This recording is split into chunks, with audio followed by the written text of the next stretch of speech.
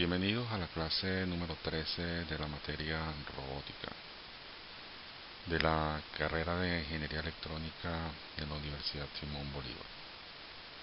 Hoy estudiaremos lo concerniente a la cinemática directa.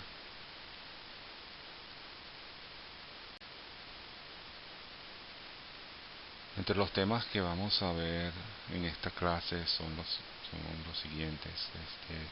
Hablaremos sobre las cadenas cinemáticas y la importancia de ellas para describir el funcionamiento de un manipulador robótico.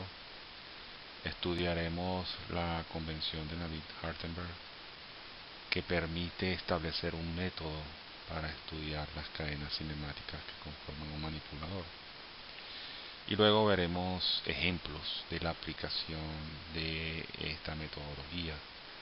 Veremos el manipulador plano de 2 articulaciones, veremos el manipulador cilíndrico de 3 articulaciones, veremos la muñeca esférica, el manipulador cilíndrico con muñeca esférica, el manipulador Stanford y el manipulador Scara.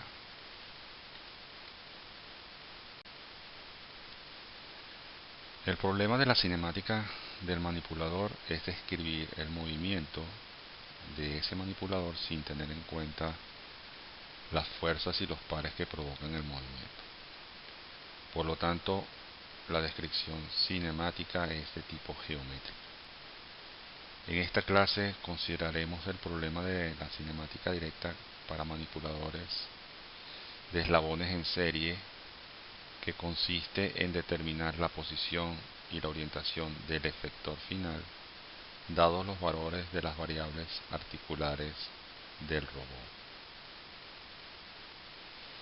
Este problema se puede resolver fácilmente adjuntando marcos de coordenadas a cada eslabón del robot y expresando las relaciones entre estos marcos como transformaciones homogéneas, tales como las que estudiamos en clases pasadas. Se utiliza un procedimiento sistemático conocido como la convención de Navier-Hartenberg para unir estos marcos de coordenadas y asociarlos al robot. La posición y orientación del efector final del robot se reduce entonces básicamente a una multiplicación matricial de transformaciones homogéneas. El manipulador robótico, como sabemos, se compone de un conjunto de eslabones conectados entre sí mediante articulación. Estas pueden ser muy simples, como una articulación rotatoria o una articulación prismática, o algunas más complejas, como el caso de las articulaciones esféricas. Recordemos que una articulación rotatoria es como una bisagra que permite una rotación relativa sobre un solo eje, mientras que una articulación prismática permite el movimiento lineal a lo largo de un solo eje, es decir, en extensión o retracción. La diferencia entre ambas situaciones radica en que en el primer caso la articulación solamente tiene un grado de libertad de movimiento, el ángulo de rotación en el caso de una articulación rotatoria o el desplazamiento lineal en el caso de una articulación prismática. En cambio, una articulación esférica tiene 2 grados de libertad. A menos que se especifique otra cosa, asumiremos que todas las articulaciones tienen un grado de libertad. En el caso de articulaciones esféricas o de muñecas esféricas, se pueden considerar como una sucesión de articulaciones de un solo grado de libertad con eslabones de longitud cero entre ellas. Es, digamos, de alguna manera una forma de dividir un problema grande en varios problemas pequeños para simplificar su resolución. Suponiendo que cada articulación tiene un único grado de libertad, la acción de cada articulación se puede escribir mediante un único número real, ya sea el ángulo de rotación en el caso de una articulación giratoria o el desplazamiento en el caso de una articulación prismática. Sabemos entonces que un manipulador robótico con n articulaciones tendrá n más 1 eslabones, ya que cada articulación conecta 2 eslabones. Numeraremos las articulaciones del 1 al n y los eslabones del 0 al n, comenzando desde la base. Según esta convención, la articulación I conecta el eslabón I-1 con el eslabón I. Consideraremos la posición de la articulación I fija con respecto al eslabón I-1.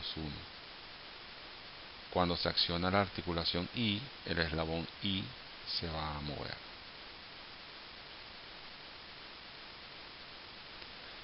Por lo tanto, el eslabón 0, que es el primer eslabón o base, es fijo y no se mueve cuando se accionan las articulaciones. Por supuesto, el robot manipulador podría ser móvil con alguna plataforma que le permita desplazarse, pero no será considerado este caso. Con la iésima articulación asociamos una variable articular denotada por Q sub i. En el caso de una articulación rotatoria, Q sub i es el ángulo de rotación, y en el caso de una articulación prismática, Q sub i será el desplazamiento articular.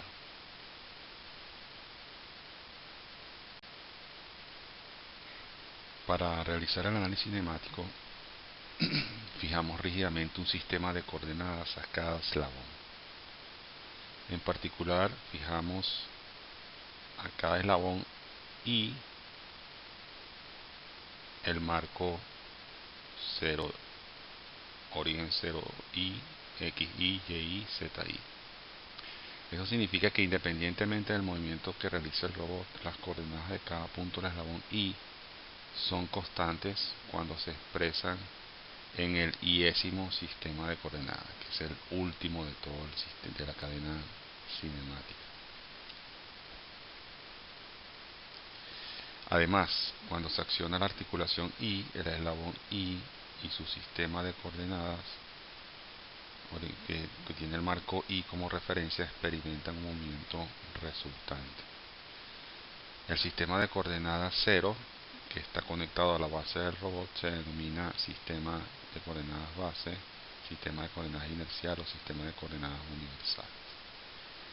La figura 13.1 ilustra la idea de conectar los sistemas de coordenadas rígidamente a los eslabones en el caso de un manipulador de tipo codo.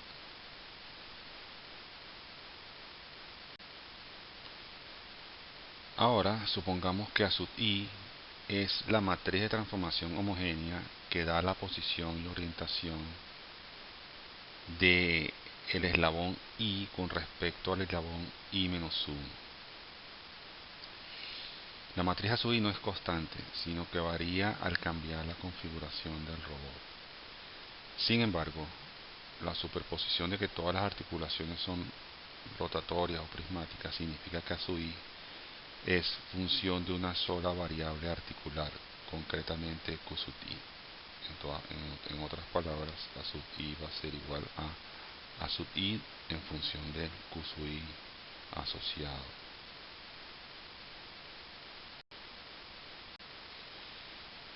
La matriz de transformación homogénea que expresa la posición y orientación del marco J con respecto al marco I se denomina matriz de transformación y se denota por la matriz T con subíndice J y superíndice I.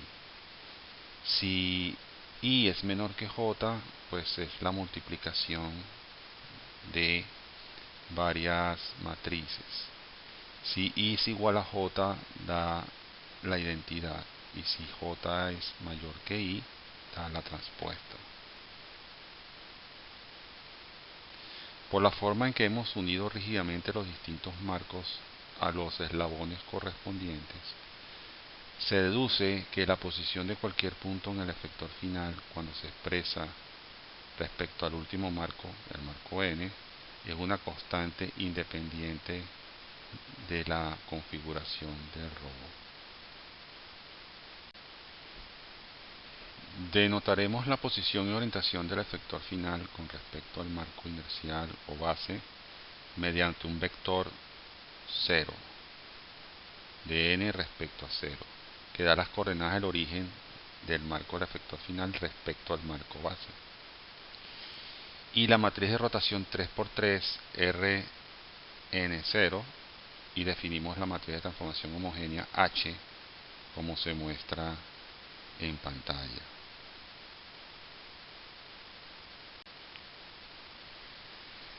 Entonces, la posición y la orientación del efector final en el marco inercial están dadas por el producto de que define H. H es igual a T sub n respecto a 0, que es la multiplicación de todas las matrices A sub i asociadas a cada variable articular.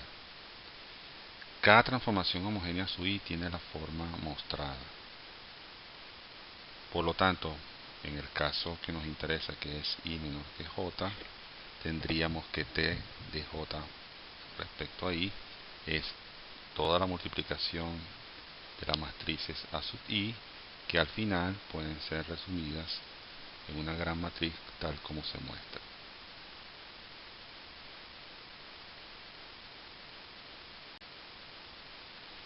La matriz R de J respecto a I representa la orientación del marco J con respecto al marco I, y está dada por las partes rotacionales de las matrices A, tal como se muestra en pantalla. Los vectores de coordenadas O de J respecto a I se dan recursivamente usando la fórmula que ustedes pueden ver, donde se relaciona cada vector de coordenada del eslabón actual con el eslabón siguiente.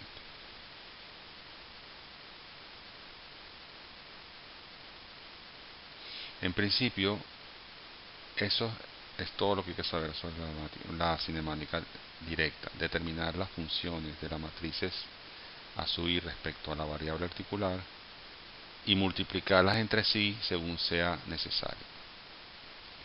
Sin embargo, es posible lograr una considerable racionalización y simplificación introduciendo ciertas convenciones adicionales, como la representación de Denavit-Hartenberg de una articulación. A continuación, se desarrollarán un conjunto de convenciones que proporcionan un procedimiento sistemático para el cálculo de las ecuaciones cinemáticas directas. El análisis cinemático de un manipulador de n eslabones puede ser extremadamente complejo, y las convenciones que se presentan a continuación simplifican considerablemente el análisis. Además, a partir de él se hace una especie de lenguaje universal que permite a los ingenieros que trabajan en el área de robótica comunicarse, porque crean una serie de normas en común. Una convención comúnmente utilizada para seleccionar marcos de referencia robóticos es la convención de Denavit-Hartenberg. En esta convención, cada transformación homogénea sub i se va a representar como un producto de 4 transformaciones básicas.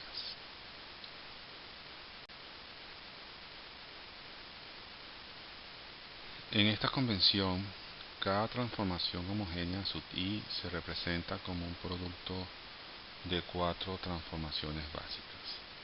Si observan la expresión, A sub i es igual a una rotación, ¿verdad?, de un eje z en función de un ángulo θ i. Luego viene una traslación en el eje z con una distancia de sub i, Luego vendría una traslación del eje X, una distancia a sub i y luego una rotación en el eje X con un ángulo alfa i.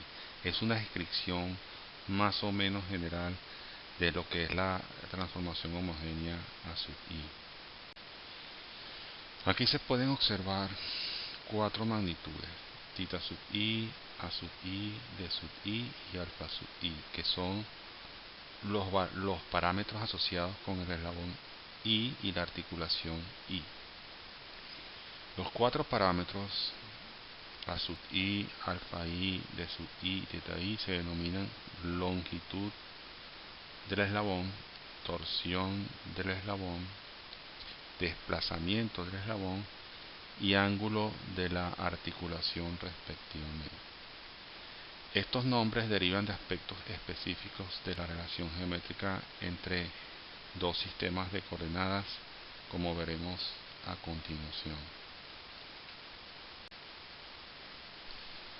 Dado que la matriz a sub i es función de una sola variable, tres de las cuatro magnitudes anteriores son constantes para un eslabón dado, mientras que el cuarto parámetro, en este caso tita sub i, es para una articulación giratoria y d sub i para una articulación prismática, es decir, es la variable de la articulación.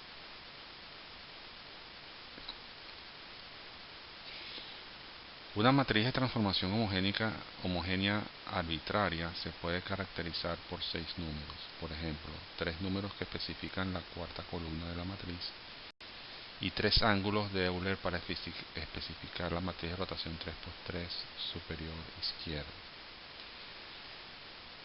En cambio, en la representación de Navier-Hattenberg solamente hay 4 parámetros. Observamos que si bien se requiere que el marco I esté unido rígidamente al eslabón I, tenemos suficiente libertad para elegir el origen y los ejes de coordenadas del marco. Por ejemplo, no es necesario que el origen 0 del marco I se ubique en el extremo específico del enlace I. De hecho, ni siquiera es necesario que el marco I se ubique dentro de un enlace físico. El marco I podría estar en el espacio libre entre que siempre está unido rígidamente al enlace I. Mediante una elección inteligente del origen y los ejes de coordenada es posible reducir el número de parámetros necesarios de 6 a 4 o quizás menos.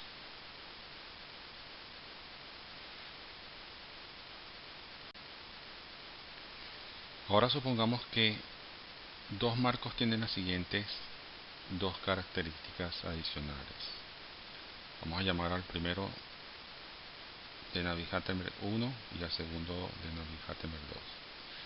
En esos marcos de Navier-Hattenberg 1, el eje X1 es perpendicular al eje Z0.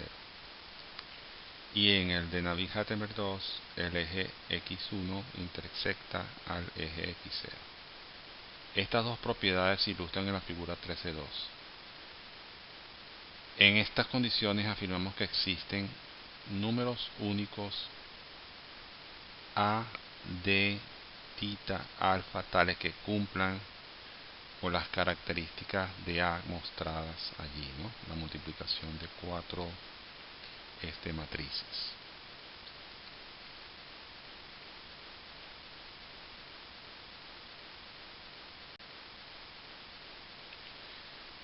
Por supuesto, dado que tita y alfa son ángulos, en realidad queremos decir que son únicos valores dentro de un múltiplo de 2pi. Para demostrar que la matriz A se puede escribir de esta forma, vamos a definir A como la expresión mostrada. Es como una especie de reducción en cuanto a los componentes, porque expresa dos matrices de 3×3 más un vector fila 0, 1.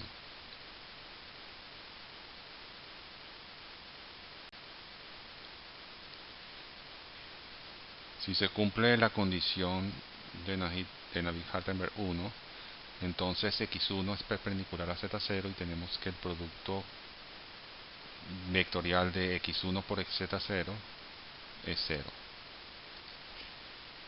Expresando esta restricción con respecto al marco 0, utilizando el hecho de que la primera columna de la matriz R es la representación del vector unitario x1 con respecto al marco 0, se obtendría que 0 es igual a la multiplicación del vector x1 por el vector z0 respecto al marco 0.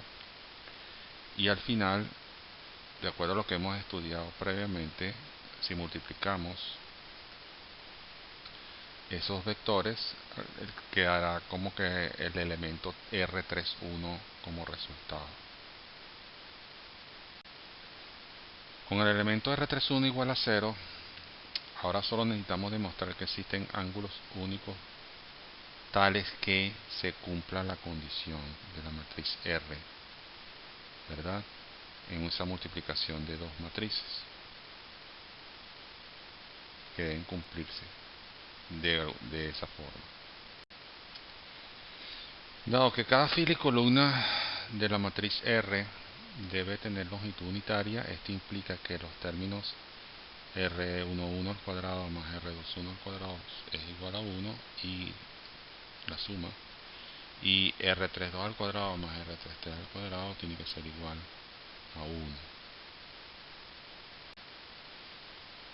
Por lo tanto, existen dos valores únicos de θ y alfa que satisfacen que el término R11 y el término R21 va a ser igual al coseno de θ y al seno de θ, y el término R33 y R32 van a ser igual al coseno de alfa y al seno de alfa. Por lo tanto, siendo así, la matriz R queda como se muestra. Ahora, utilizando el hecho de que la matriz R es una matriz de rotación, debemos tener que R sub 1, 2 al cuadrado más R sub 1, 3 al cuadrado es igual al seno de θ al cuadrado. Y que R22 al cuadrado más R23 al cuadrado es igual al coseno de θ al cuadrado. Dado que estas ecuaciones deben cumplirse para todos los valores de θ, en particular para θ igual 0 y θ igual a pi, entonces se debe cumplir que R de 1, 2 al cuadrado más R1, 3 al cuadrado es igual a 1 cuando θ es igual a pi, y R2, 2 al cuadrado más R2, 3 al cuadrado es igual a 1 cuando θ vale 0. Combinando estas expresiones se pueden escribir estas variables como R de 1, 2 al cuadrado más R de 1, 3 al cuadrado igual al seno de θ al cuadrado por el coseno de alfa al cuadrado. Y R2, 2 al cuadrado más R2, 3 al cuadrado es igual al coseno de θ al cuadrado por el seno de alfa al cuadrado. De tal manera que si reexpresamos a R, la matriz R, como el producto de las dos matrices de rotación, la rotación con respecto a θ y la rotación con respecto a alfa, quedaría como se muestra en pantalla. A continuación, la condición de Navitt-Hartenberg 2 implica que el desplazamiento entre el punto 0 y el punto 1, los orígenes de los dos marcos, pueden expresarse como una combinación lineal de los vectores z0 y x1. Es decir, se puede expresar que el origen del marco 1 es igual al origen del marco 0 más d multiplicando al vector z0 más a multiplicando al vector x1.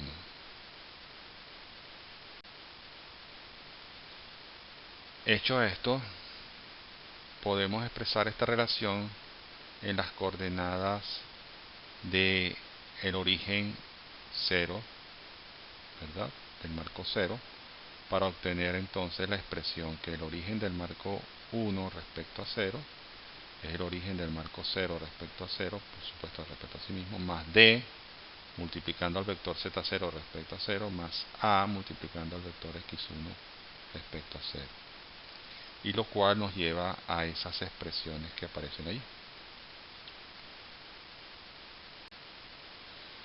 A partir de los resultados anteriores se obtiene la ecuación mostrada, que es a sub i, que es igual al producto de la multiplicación de 4 matrices, 2 matrices de rotación y 2 matrices de traslación.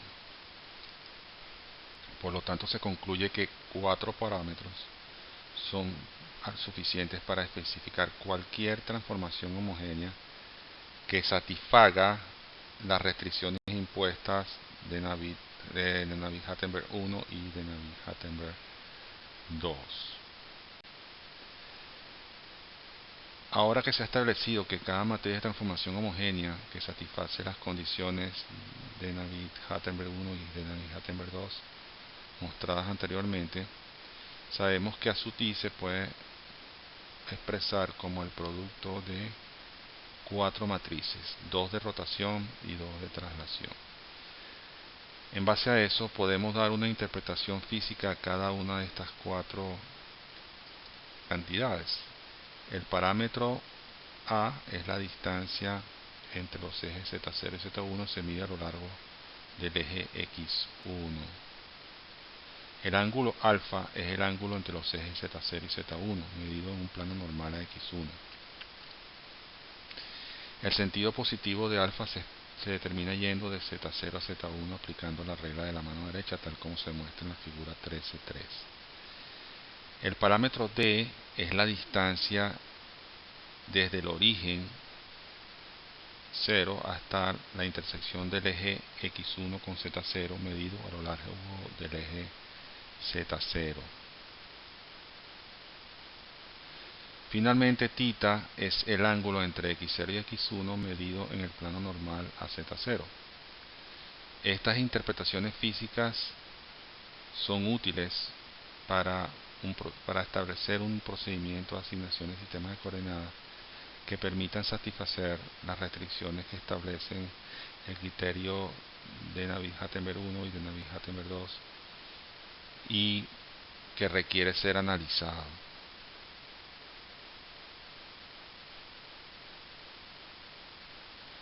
Para un manipulador robótico dado, siempre se pueden elegir los sistemas de coordenadas del 0 hasta el n, de tal manera que se cumplan las dos condiciones que establece el Navier-Hattenberg. En estas circunstancias, se requerirá colocar un origen I del sistema de coordenadas I en una ubicación que podría no ser intuitivamente satisfactoria, pero que normalmente es así. Es importante tener en cuenta que la elección de los distintos sistemas de coordenadas no es único, incluso si se ven limitados por los requisitos anteriores. Por lo tanto, es posible que diferentes personas hagan diferentes asignaciones de sistemas de coordenadas, pero al final todas van a ser correctas para establecer los enlaces del robot.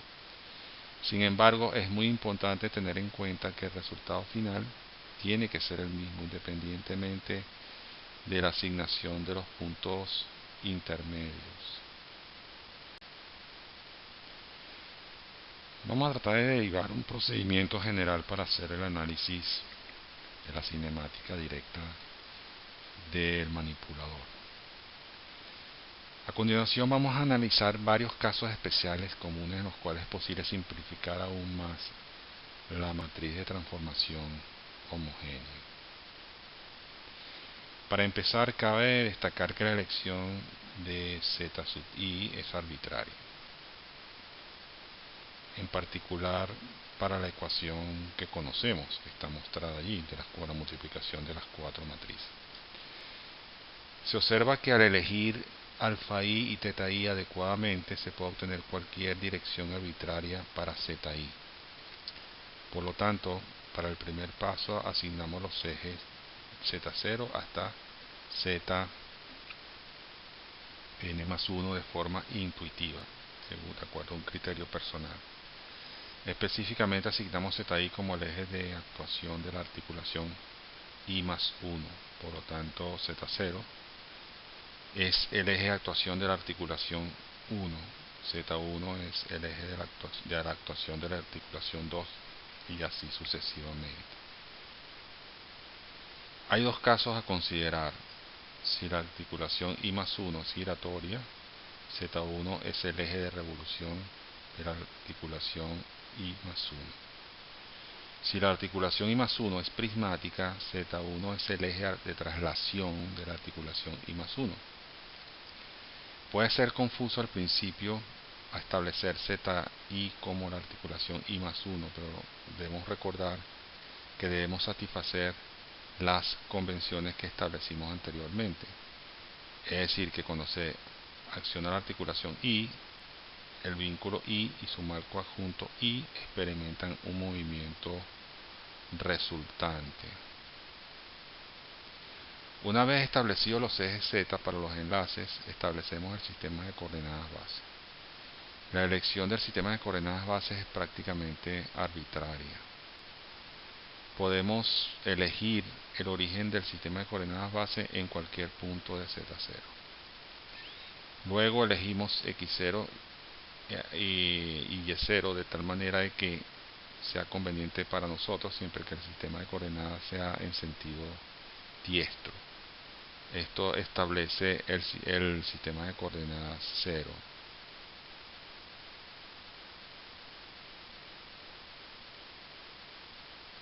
Una vez establecido el marco 0, comenzamos un proceso iterativo en el cual definimos el marco I utilizando el marco I-1 como referencia, comenzando en el marco 1. Eso se puede observar en la figura 13.4, que nos ayuda un poco a entender cómo es el proceso. Para establecer el sistema de referencia I, conviene considerar tres posibles casos. Los ejes ZI-1 y ZI no son coplanares. Los ejes ZI-1 y ZI se intersectan. Y los ejes I-1 y ZI son paralelos. Recuerden, observen que en ambos casos, en el caso de los que se intersectan y son paralelos, pertenecen al mismo plano, son coplanares, lo cual ocurre con regularidad.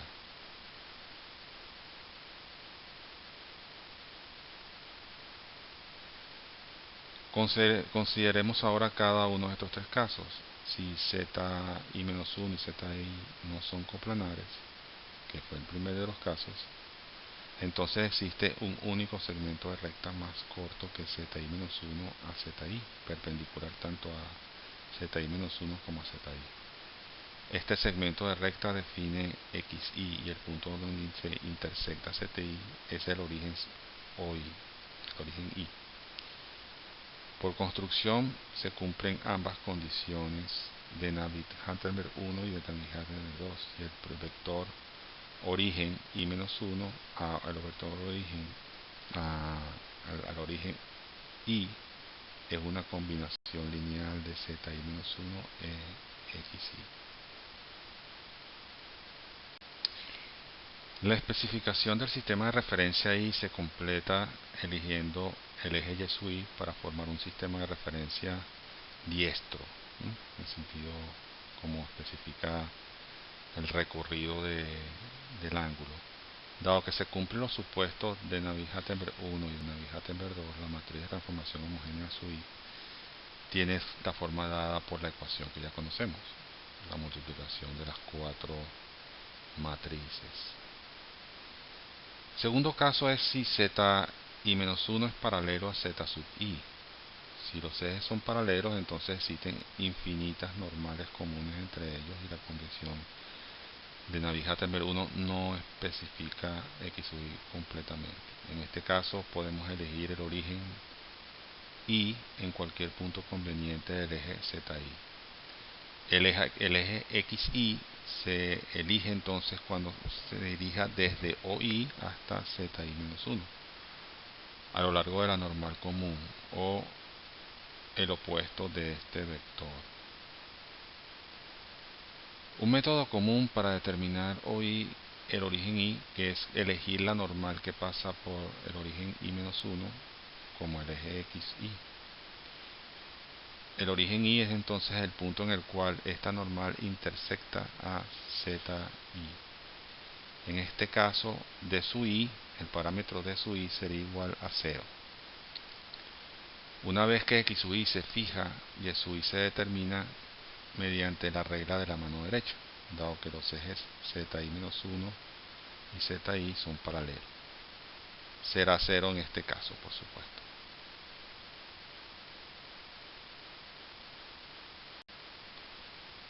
En el caso número 3, cuando se intersectan z y-1 con zi.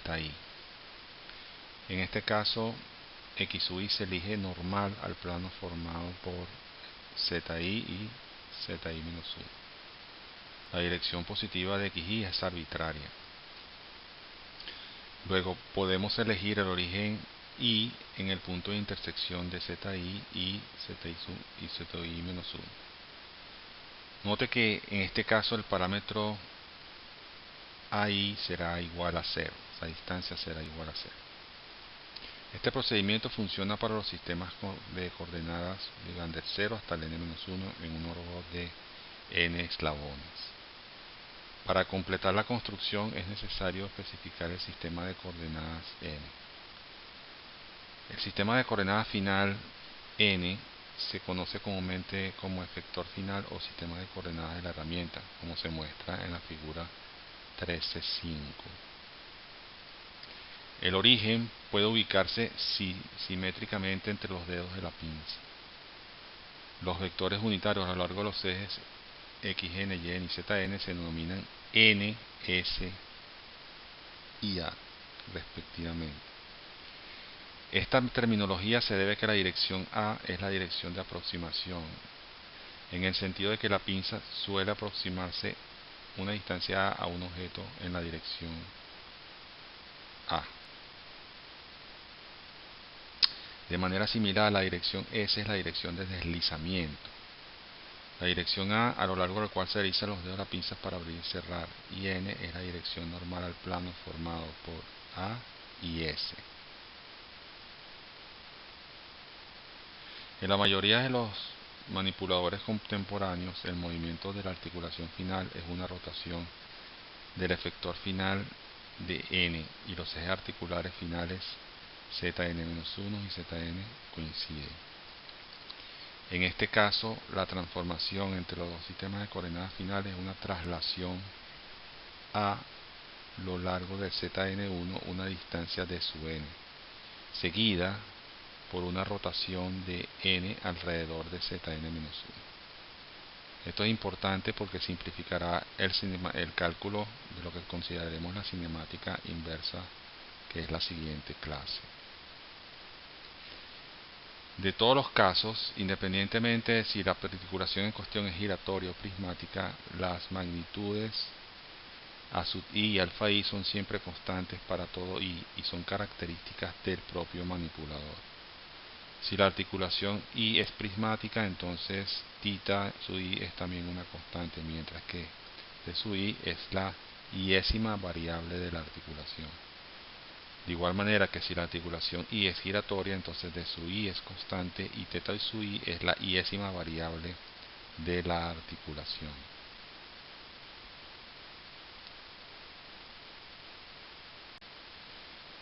Se puede resumir el procedimiento basado en la convención de Navier-Hartenberg como si fuese un algoritmo para obtener la cinemática directa de cualquier manipulador.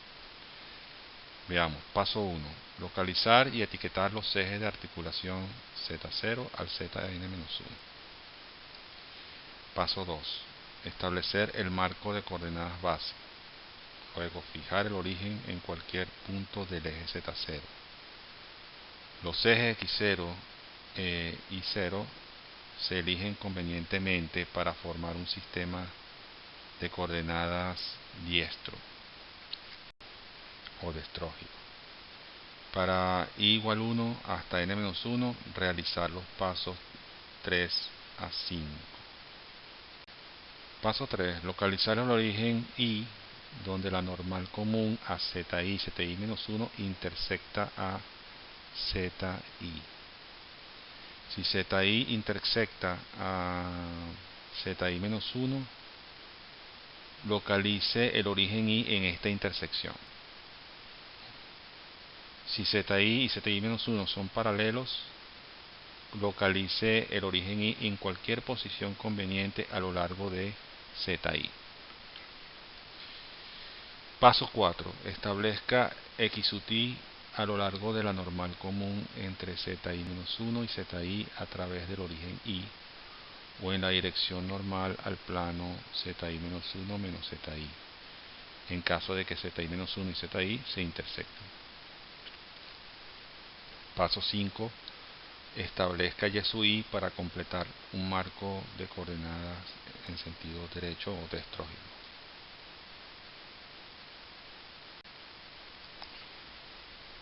Paso 6. Establecer el sistema de coordenadas del efector final, n, suponiendo que la articulación n es rotacional. Establecer Zn igual a paralelo a x a Zn-1. Establecer el origen en un punto conveniente a lo largo de Zn, preferiblemente en el centro de la pinza o en la punta de cualquier herramienta que el manipulador pueda llevar. Establezca y sub n igual a s en la dirección del cierre de la pinza y xn igual a n cuando s por a, el producto vectorial de s por a. Si la herramienta no es pinza simple, establecer x sub n y y sub n de la forma conveniente para formar un marco de coordenadas destrógeno.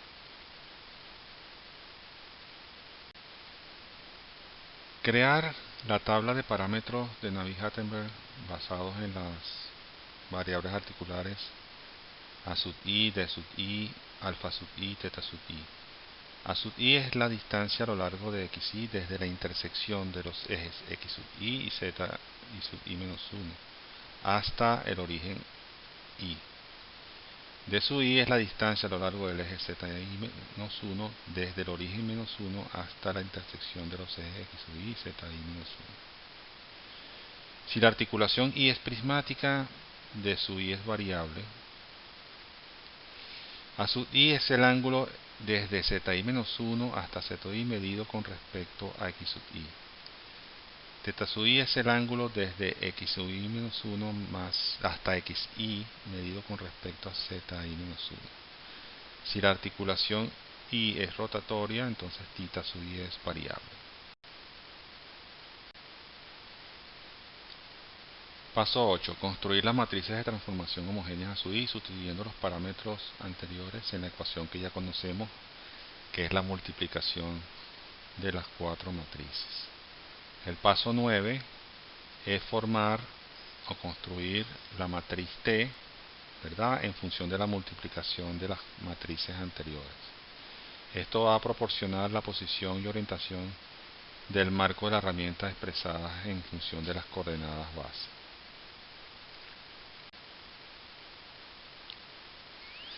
Considere el manipulador plano de dos articulaciones mostrado en la figura 13.6. Todos los ejes Z apuntan hacia afuera de la página y no se muestran en la figura. Los ejes de articulación Z0 y Z1 son normales a la página como tal.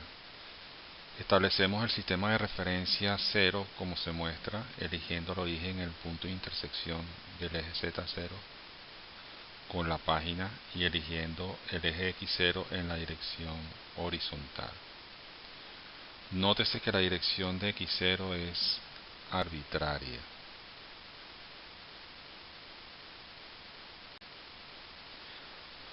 Una vez establecido el marco de referencia, el marco 1 queda fijo, tal como lo indica la convención de Navier-Hartenberg que hemos estudiado, donde el origen 1 se ubica en la intersección de Z1 y la página. El marco final Z2, el marco final 2, se fija eligiendo el origen 2 al final del eslabón 2, como se muestra en la figura. Los parámetros articulares, según la convención de Navier-Stoltenberg, tomados de la figura, se muestran en la siguiente tabla. Ahí vemos los eslabones 1 y 2. El valor de la longitud de los eslabones a su 1 y a su 2. Alfa i vale 0 por razones obvias, de su i en este caso vale 0 también. Y tendríamos los valores de tita 1 y tita 2 para cada caso, que son los ángulos de giro. Las matrices A sub i se determinan de la ecuación que ya conocemos, que es A sub i es la multiplicación de las cuatro matrices, la de rotación y de la de traslación. A sub 1 se muestra allí con los valores respectivos, los cosenos de los ángulos y los valores de las distancias. A sub 2 se muestra también allí, ¿ok? Y se sustituyen en cada una de las matrices, pues. Las matrices T quedan conformadas por la siguiente forma. La matriz T1 respecto al marco 0 es igual a su 1, y la matriz 2 respecto al marco 0 es igual al producto de A sub 1 por A sub 2, tal como hemos estudiado previamente. Se observa que las dos primeras entradas de la última columna de la matriz T2 respecto al marco de referencia son los componentes X e Y del origen 2 en el marco base, es decir, que X es igual a sub 1 por C1 más A sub 2 por C1, 2, y Y es igual a sub 1 por S1 más A sub 2 por S1, 2. Esas son las coordenadas del efector final en el marco respecto al marco de coordenadas base. La parte rotacional de T2 indica la orientación del marco de coordenadas 2 respecto al marco de coordenadas base.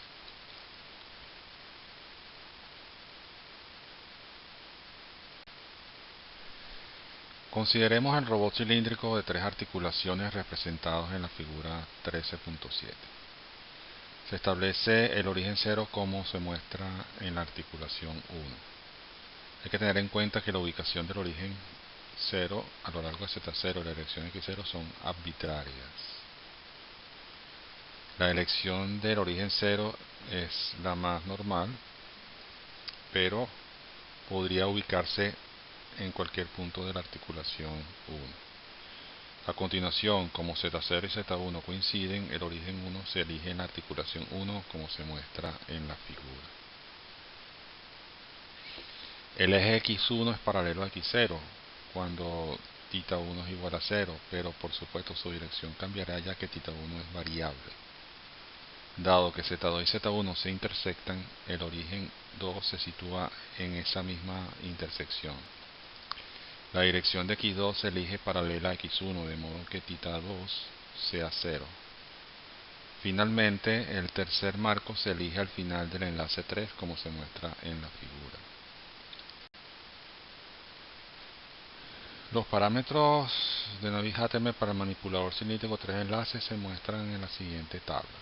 Tita 1, D2 y D3 son las variables articulares en este caso. Vemos los eslabones, los valores de la distancia sub i, los valores de alfa sub i, en este caso alfa sub i para el eslabón 2 es menos 90 grados. Para d sub i, pues tenemos tres valores articulares distintos y un solo ángulo de rotación teta sub i.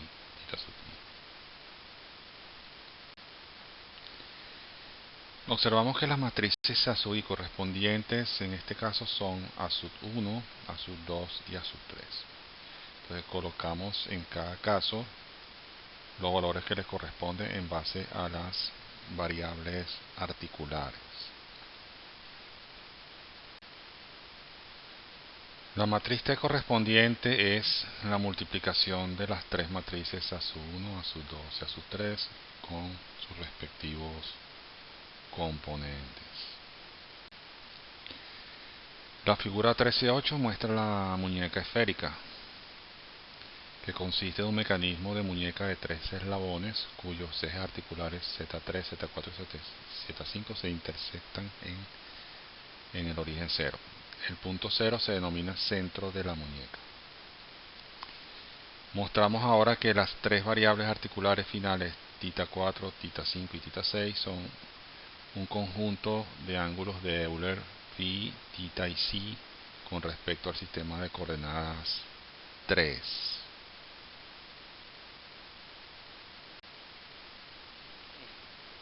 Para ver esto, solamente necesitamos establecer las matrices A4, A5 y A6 basados en la siguiente tabla. Ahí vemos los tres eslabones, 4, 5 y 6. La variable articular a sub i vale 0 en todos los casos.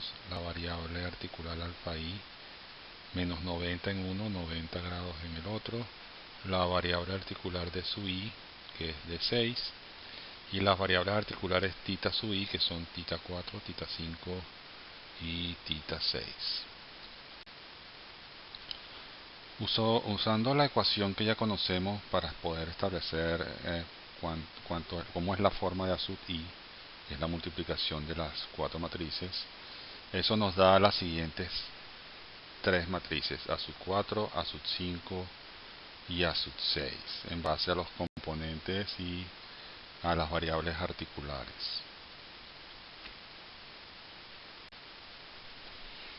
Multiplicando estas matrices se obtiene la matriz 6 respecto al sistema 3, al sistema del frame 3. Sería A sub 4 por A sub 5 por A sub 6. Representamos eso en la versión compacta primero y luego en la versión extendida después.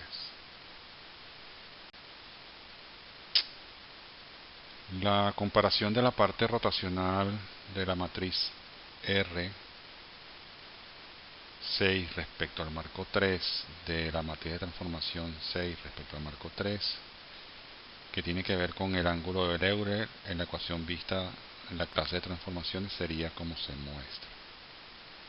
Allí pueden observarse que θ 4, θ 5 y θ 6 son equivalentes a los ángulos de Euler phi, θ y psi respecto al marco de coordenadas 3.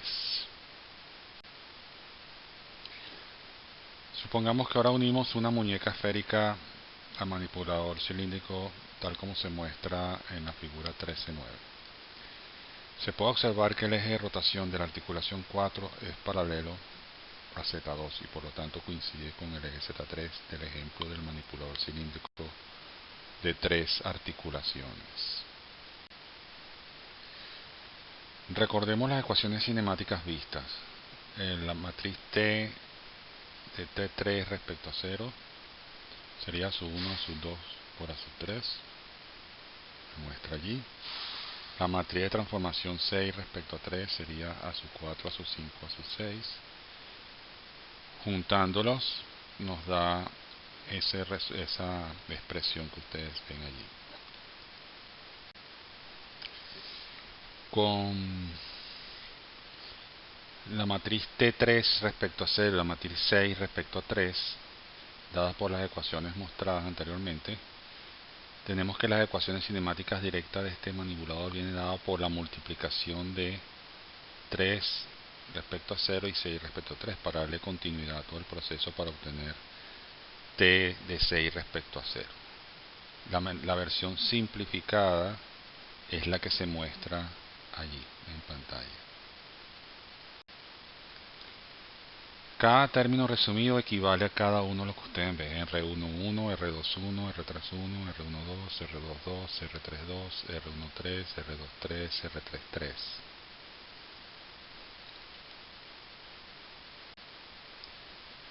Como continuación de lo anterior, los términos resumidos que faltan son de X, de Y y de Z, son los que se muestran allí. Observe que como la mayor parte de la complejidad cinemática de este manipulador resulta de la orientación del efector final por los grados de libertad que tiene, mientras que la expresión para la posición de brazo es bastante más simple. Vean la importancia que tiene la convención de el uso de los cosenos y los senos, porque si no,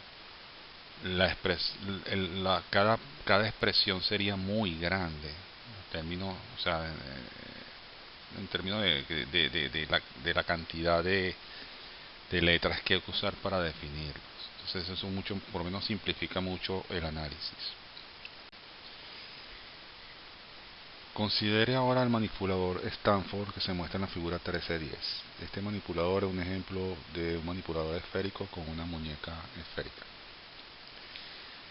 Este manipulador presenta un desplazamiento en la articulación del hombro que complica ligeramente los problemas de cinemática directa e inversa, como vamos a ver luego. Primero, establecemos los sistemas de coordenadas de la articulación usando la convención de Navitt-Hattenberg. Los parámetros de Navitt-Hattenberg para el manipulador Stanford, basados en θ i, con i de 1, 2, 4, 5, 6 y la variable articular de 3, son los siguientes. Tenemos 6 eslabones, ¿verdad? Están las variaciones de la variable articular de su i. Para los eslabones 2, 3 y 6, los valores de la variable articular a sub i, que vale 0 en todos los casos, los valores de alfa sub i para la variable articular 1, 2, o los eslabones 1, 2, 4 y 5, y la variable articular θ d para los eslabones 1 y 2, 4, 5 y 6. La determinación de las matrices a sub i en base a las variables articulares son los siguientes. Ahí tenemos las 4 matrices, a sub 1, a sub 2, a sub 3 y a sub 4. Finalmente la determinación de las matrices a sub i, que son a sub 5 y a sub 6, para completar las matrices, la total de las matrices a sub i. Ahora determinamos la matriz de transformación desde el marco 6 hasta el marco 0, que va a ser la multiplicación de todas las 6 matrices a sub i que obtuvimos. Por supuesto que nuevamente hay que aplicar la equivalencia de términos. Aquí vemos los términos R11 hasta el R22. Siguiendo con la equivalencia de términos, desde R32 hasta D sub z, en función de los senos y los cosenos y los valores de las variables articulares. Como otro ejemplo de procedimiento general mostrado por de Navitt-Hattenberg, considere el manipulador escara a la figura 1311. Este manipulador consta de un brazo con 2 articulaciones rotacionales y una prismática, y una muñeca con un grado de libertad, cuyo movimiento consiste en un giro sobre el eje vertical. El primer paso es ubicar y etiquetar los ejes articulares como se muestra. Dado que todos los ejes de las articulaciones son paralelos, tenemos cierta libertad para ubicar los orígenes. Estos se colocan como se muestra para mayor comodidad. Establecemos el eje X0 en el plano de la página, como se muestra en la figura. Esta elección es completamente arbitraria, pero sirve para determinar la posición inicial del manipulador, que se define en relación a su configuración Z, es decir, la posición del manipulador cuando las variables de articulación son iguales a 0.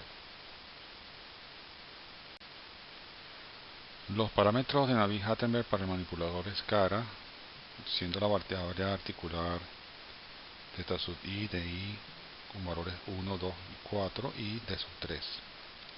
Tenemos los 4 eslabones y los valores de cada una de las variables articulares.